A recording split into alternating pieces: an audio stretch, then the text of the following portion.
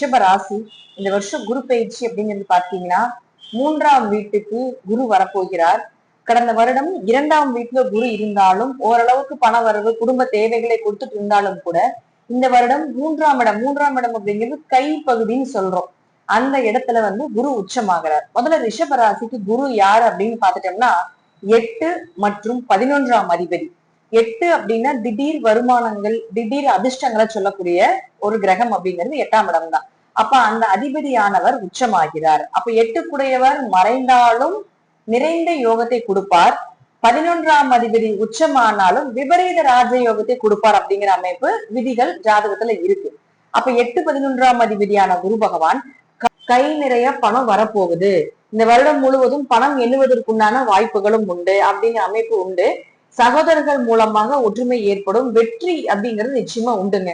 தைரியம் அதிகமாகும். இத்தனை வருஷம் நீங்க தோத்துட்டு இருந்தாலும் கூட இந்த காலகட்டங்கள்ல நிச்சயமாக ஜெயிப்பதற்குண்டான ஒரு அமைப்பு அப்படிங்கிறது ரிஷபராசிக்கு ஏற்படும். இவர் 7ஆம் இடத்தை பாக்குறாரு. அப்ப 7ஆம் இடத்தை பார்க்கும் பொழுது திருமணம் நடக்காம இருக்கு, முதல் திருமணம் டைவோர்ஸ் ஆயிருச்சு, 2ஆம் திருமணத்துக்கு உண்டான வாய்ப்புகள் இது எல்லாமே உங்களுக்கு தேடி வரும்.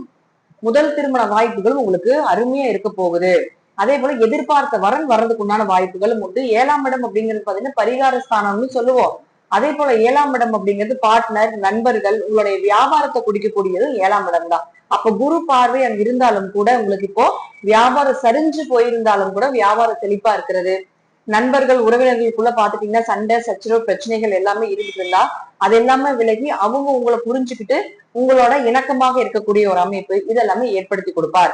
எதிர்பார்த்த வரன் உங்களுக்கு பிடித்த வரன் அமையும் அப்படிங்கிற அமைப்புமே இந்த 7ஆம் இடத்தை குரு பார்க்கும் பொழுது இருக்கும். அதே போல அடுத்தது 9ஆம் இடத்தை பார்க்க போறாரு. அப்போ 9ஆம் இடத்தை பார்த்ததுன்னா தந்தை மூலமாக இருந்த சொத்துக்கள் இதெல்லாம் கிடைக்கிறதுக்கு உண்டான ஒரு வாய்ப்புகள், பூர்வீகம், பங்காளி உறவுகள், அதுல ஏதாவது பூர்வீக சொத்துல பங்காளி சண்டைகள் ஏதாவது இருந்துட்டு இருக்கு அப்படின்னா அதுவும் நிவர்த்தியாகும் அப்படிங்கிற அமைப்புகளும் உண்டு. ரிஷபராசியை பொறுத்த வரைக்கும் பாத்தீங்கன்னா அது ஒரு பாசத்துக்கு அடிமையாகக்கூடிய ராசின்னு அர்த்தம். யாராக இருந்தாலும் எதிரியாக இருந்தாலும் தன்னோட சேர்த்தி கொள்வாங்க.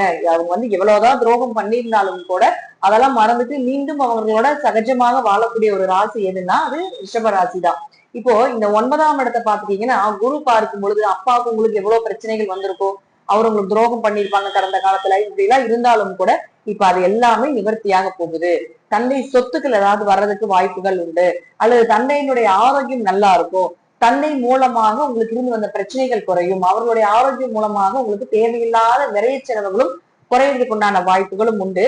ஒரு நல்ல வழிகாட்டி ஒரு நல்ல குரு அமைந்து வர்றதுக்கு உண்டான அமைப்புகளும் உண்டு. இத்தனை நாள் உங்க கூட யாருமே இல்ல, யாருமே சப்போர்ட் பண்ணல, உங்களை வழிநடத்தி செல்றதுக்கு யாருமே இல்லை அப்படின்னு இருந்தாலும் கூட இப்ப குரு 9ஆம் இடத்தை பார்க்கும் பொழுது நிச்சயமா உங்களுக்கு ஒரு நல்ல வழிகாட்டி அப்படிங்கிறவர் வருவார் அப்படிங்கிற அமைப்புகளும் உண்டு. அடுத்தது 11ஆம் இடத்தை பாக்குறாரு. ஆல்ரெடி 11ல ஒரு பாவி இருக்கணும். இப்ப ஆல்ரெடி 11ல சனி அப்படின்னு சொல்லக்கூடிய பெரும் பாவி உட்கார்ந்துருக்காரு. அப்போ இந்த குரு வேற பார்க்குது. இப்ப ரிஷபராசியை பொறுத்த வரைக்கும் பாத்தீங்கன்னா கொஞ்சம் மனசாட்சிக்கு கட்டுப்பட்டு நடக்கக்கூடிய ஒரு ராசி அப்படிங்கிற அமைப்பு உண்டு. இது செய்யலாமா வேண்டாமா, இப்படி தப்பு பண்ணிட்டா சம்பாதிக்கணுமா, அல்லது நம்ம இது போற வழி கரெக்டான வழியா அப்படிங்கறதெல்லாம் நிறைய கன்ஃபியூஷன்ல உங்களுக்கு எல்லாம் போயிட்டு இருக்கும். இப்போ இந்த குரு பார்வை பெறும் பொழுது எதாக இருந்தாலும் பாத்துக்கலாம், எப்படியும் சம்பாதிச்சுதான் ஆகணும், இந்த 2.5 வருஷம் தான் உங்களுக்கு உண்டான டார்கெட் அப்படிங்கிற உங்க மைண்ட்ல ஏறி இருக்கு. இப்போ இந்த குரு பார்வை நிச்சயமாக நிவர்த்தி பண்ணி கொடுக்கும், சம்பாத்தியத்தை ஏற்படுத்தி கொடுக்கும்.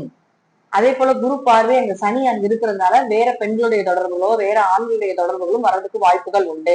அவர்கள் மூலமாக உங்களுக்கு வளர்ச்சிகள் கிடைப்பதற்கான வாய்ப்புகளும் உண்டு. அதிக லாபம் பெறக்கூடிய ஒரு வருடமாக இந்த வருடமும் இருக்கும்.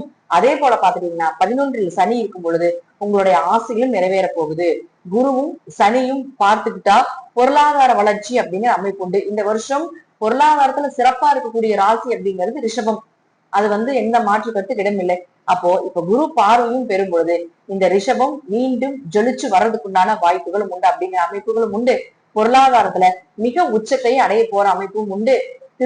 திருமணம் சார்ந்த விஷயங்கள், பணம் சார்ந்த விஷயங்கள் இதெல்லாமே சிறப்பா இருக்கிறதுக்கு உண்டான வாய்ப்புகளும் ஏற்படுத்தி கொடுக்க போகிறார் அப்படிங்கிறதுதான் இந்த வருடத்துல ரிஷப ராசிக்கு உண்டான குரு பயிற்சி பலன்கள். தைரியமாக இருக்கலாம். இத்தனை நாள் வாக்கியம் திருக்கணித முறைப்படி குரு மாறிடுச்சு, சனி மாறிடுச்சு, மாறல அப்படிங்கிற எந்த ஒரு விதிகள் இருந்தாலும் இப்ப டோட்டலா சனி பகவான் வாக்கிய முறை திருக்கணித முறையில டோட்டலா மாறி வந்துட்டாரு. அதனால 11க்கு சனி வந்தால் பல வழிகளில் பணத்தை அள்ளி கொடுப்பார் அப்படிங்கிற அமைப்புகளும் உண்டு.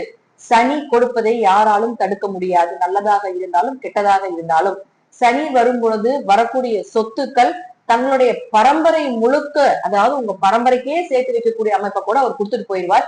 நீங்க இருக்கிற வரைக்கும் அந்த சொத்துக்கள் அழியாது அப்படிங்கிற அமைப்பும் தான் இந்த சனி கொடுக்கக்கூடிய ஒரு சொத்தாக இருந்தாலும் சரி, எதாக இருந்தாலும் சரி அமைப்பு அப்படிங்கிறது உண்டு.